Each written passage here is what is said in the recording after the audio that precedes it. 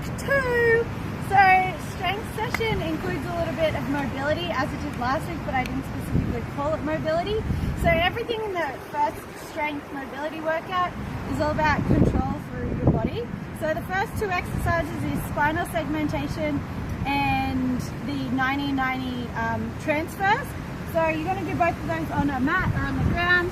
So with the spinal segmentations, if you want to come closer, you're going to try and do like a cat-cow, but you're going to try and move your spine 1 vertebrae at a time. Now it doesn't matter if you feel like you can't do it, it takes practice. So you're going to start from your tailbone, you're going to tuck your tailbone under, and you're going to start to round through your low back. Then move that up until the middle of your back. Try and focus as much as you can in going slow and try and get each vertebrae to move. So it takes a little bit of concentration, and then go up through the middle of your back and then round your head in.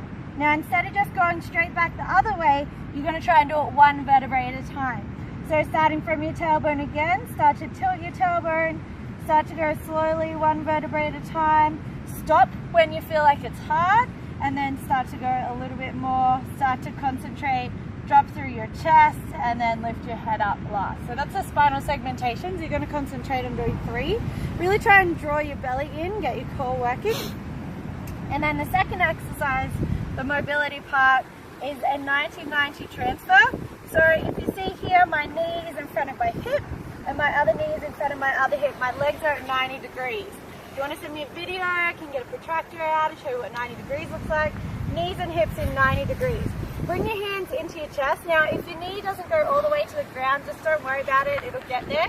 This is all about mobility in your hips.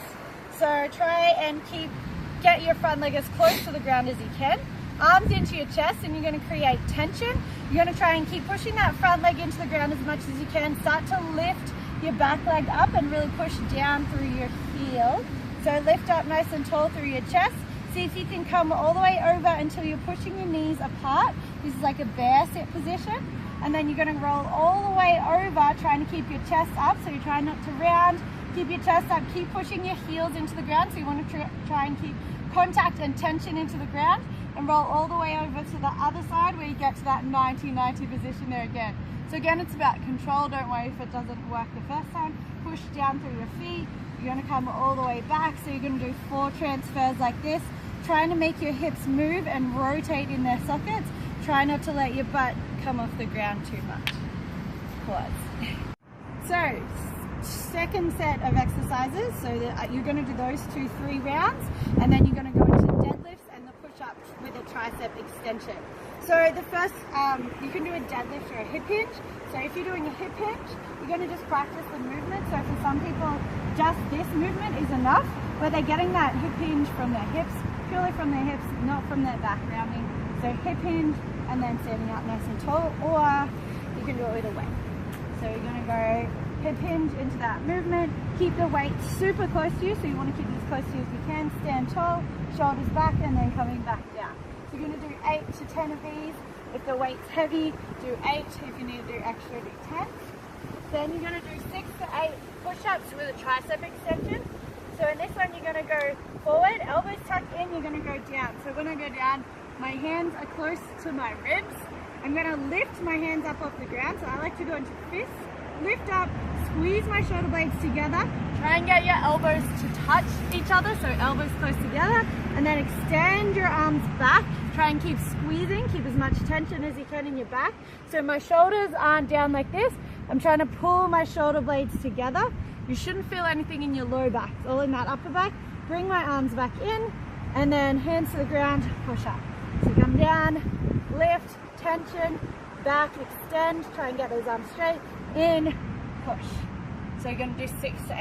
So part 3 of the strength workout, you're going to do Deadbugs. So Deadbugs is bringing your knees above your hips. So you're trying to go to 90 degrees. Okay, ready? Now you don't want to try and flatten your stomach, you want to keep a neutral spine. Arms are going to go up, you're slowly going to reach out, extend as far as you can, opposite arm to opposite toes, and then slowly come back in. Now if you do this with control, you're going to start to get shaky as you draw back in. Make sure as you go out, you're not arching your back. You're then going to jump up and do side lunges. So your side lunges are going to be that step to the side, push back to the center. So you're sitting your butt back. Try and keep your feet facing forward, push back to the center, and then you're going to do weighted squats.